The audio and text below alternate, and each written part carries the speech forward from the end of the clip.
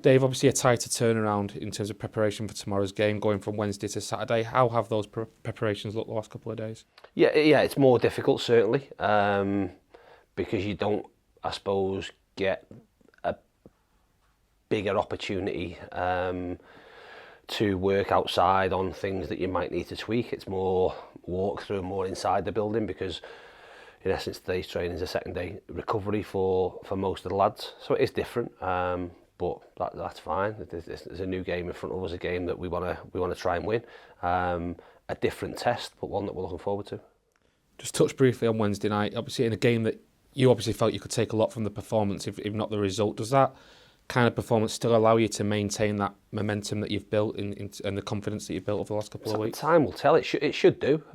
But people respond differently to, again, results, performances, even around Wednesday's game. Although in my eyes it was certainly a second half positive performance, there'll be people who individually will be disappointed with their performances on the night and think they could have done more. There'll be people that didn't get on the pitch that'll be disappointed, people that weren't in the squad that'll be disappointed. So you've got to deal with all them things. Ultimately that's gone now, and you look forward to what's in front of us, which is Exeter at home, a team that have started the season well. I've had some good results, especially away from home, and we know it'll be a difficult challenge. So you have to put all that to one side, take the positives out the game that we felt there were, and make sure we add to them at the weekend.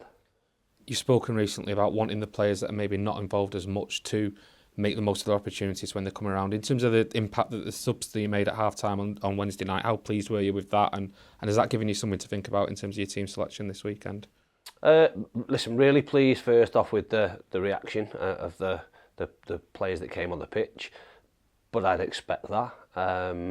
And does it give me food for thought? I think all things give you food for thought in victory, in defeat. Again, from our side of things, from a coaching perspective, we'll try and review what we did, review how we wanted to start the game, what our game plan looked like, did it go well. There's always going to be hindsight that you can look at and potentially change, but this is now a different challenge. So in certain aspects, some of that goes out the window because you're playing against a different team that play in a different way, in a different shape, in and out of possession, in a different environment. So we say there's lots of variables. That's certainly the case going from playing away at Birmingham to home at Exeter, just Exeter in terms of how they go about it. So we want it to be as tough as possible to pick a team, but we need to pick a team that we think can go about things in the way we want to go about it to start the game. And the team that start the game, I'd say probably not. I'd say certainly not. Aren't going to be the team that finish the game. So if you're required to go on and do your bit at a certain point in time, make sure you take that chance as best as possible and play your part. One player that's continued to stand out when he has got his chance since coming back from injury is obviously Campsey. Ended last season really well. Started this season in great form too. Massive boost, I suppose, to have him back available now. Yeah. Of course it is.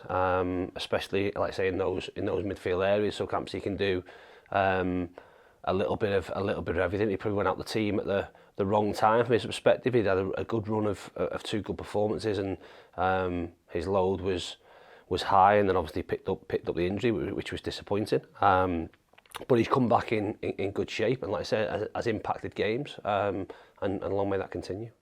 In terms of injury, and I know you had that illness last week, are there any concerns after Wednesday, or is the squad pretty much as it was? No, we've again, as things sometimes happen, we've picked up a couple of little things since Wednesday, not so much in the game, but since Wednesday, and we've still got players that I've said before that we're having to be a little bit careful with, and that'll continue to be the case. We would love to roll the same or be able to roll the same team out week in, week out, and game in, game out. Sometimes that's not the case, and we have to make decisions. I'm not going to say what those decisions look like, but we have to, like I say, we've got to look at the period that's in front of us, how we manage players and potentially don't mismanage players to give them the best opportunity to stay fit for the rest of the season. There's always going to be a thought process that would want them to be fit and available for every single game and every single minute, but we're probably putting them in a place of risk that we don't want to do, which is absolutely paramount that's the case. Elsewhere this week, there's obviously been the FA Cup draw as well, a trip to an established Premier League side in Crystal Palace. Yeah, happy with that? Yeah, there's been, again, in terms of how an FA Cup draw has gone, probably over the past few years, great draw. Not just in terms of our tie. I think you all end up being really, really picky, don't you? And if someone had said before the draw you'd be drawn away at a Premier League club, everyone would have absolutely jumped at it. And then you see all the League Two teams got fantastic draws away at Leeds and Liverpool and Newcastle and Chelsea and whatnot. So I think in terms of what the FA Cup looks like, it was a brilliant draw. From our perspective, a really tough trip, but one that when it comes around we'll look forward to. I'm sure we'll travel in our numbers, and a nice, I suppose, reward for the work that's been done, not just on the pitch, off the pitch over the past few years. What I will say is that when that game then comes around, then ultimately it won't be about being a nice reward. It'll be about doing what we can to go there and perform and give a good account of ourselves and ultimately try and cause an upset. Exeter obviously coming in here, middle of a challenging run, particularly in terms of the level of opposition that they're facing. I mean, four of the top 5 in the last 4 games. But the defensive record remains really strong, doesn't it? And I think they showed on Tuesday night what they're capable of and what a test they'll be this weekend. Yeah. Listen, sometimes the league fixtures bring up different things. You'll have difficult runs at different times, dependent, I suppose, on how other teams are doing. We said it within our first block of 9 games. Probably a lot of those games were, I don't know, maybe 50-50 games where as much as we would hope to win, the teams that we played against would hope to win. This block we've just had slightly different. We've played the Birminghams, the Wrexhams, the Boltons, the Charlton, teams that are in there that you think would be at the top end of the table, or certainly were at the top end of the table based on how the season started. Similarly with Exeter, what you have to do is, like I say, be judged over the course of the season. You've got to play everybody twice. It would be great to think that you play every team when they're in the worst run of form and they're sat down the bottom of the table, but that's never ever going to be the case.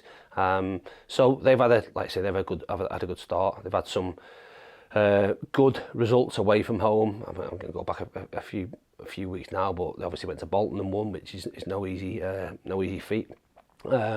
And are pretty flexible in how they go about it.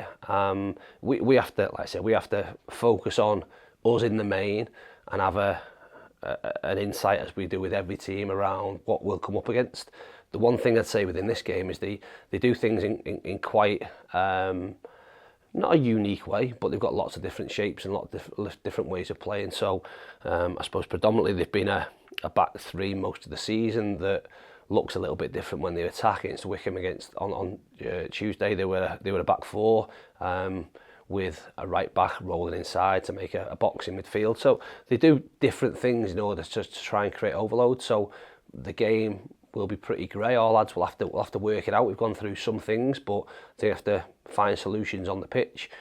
What we have to do is, as best as possible, make sure that they're not a threat to us by us having control of the game and us having possession of the ball, and making sure they have to worry about the threats we're posing. Hopefully that'll be the case. One player you will know all about already, of course, is Millennium Ali. Spent some time playing under you here at Edgeley Park. Scored again on Tuesday night. And in fairness to him, has lived up, I suppose, to the promise that he did show during his time here. Yeah, Millie's done really well. I suppose he came in before my time. He was one of the ones through the COVID period that was playing at lower levels and out of contract. He showed promise. That I suppose the difficulty, especially with this football club at the time, and over the past few years, it's been about progression, and it's been about getting promoted through the league. So opportunity for untried, untested players was probably less so.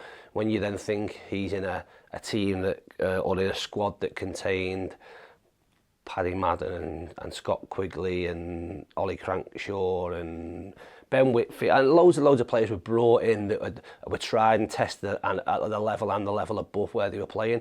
It's always then tough, and how long do you keep hold of a player? Did we think that Millie had bits? Yeah, absolutely, because we saw things in training where he could excite you. But ultimately, like with some other younger players that have either been in our squad or in and around our squad now, at some point they need to go and find their own way. And unfortunately, from a sort of club perspective, they're all here for a reason. We all think they have ability and they have a chance. It's getting those chances and it's not standing in the way of what the club wants to try and achieve. I suppose if he'd have been at the club now, it might have been slightly different, because what we're looking to do and how we're looking to go would maybe have seen more opportunities. He may have got that little bit more time, but at the time it was really about progression and moving from the National League as best as possible, as quickly as possible, up the lead. So he didn't really get those chances. He went away, found a sort of semi-home, found a stepping stone really in Halifax in terms of going and play National League football week in, week out, and got some goals, and as a result has got to move to Exeter. So he's done great.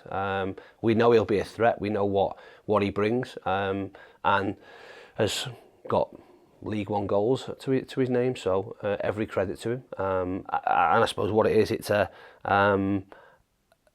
sort of reinforcement to maybe lads that are here, maybe lads that are at other clubs, that going and finding somewhere where you can play football week in, week out, and have a platform and a stage to perform, and having to take 1 or 2 steps backwards in order to take 2 and 3 steps forward, sometimes the way to go. Appreciate your time, Dave. Welcome. Thank you. Cheers. Thank you.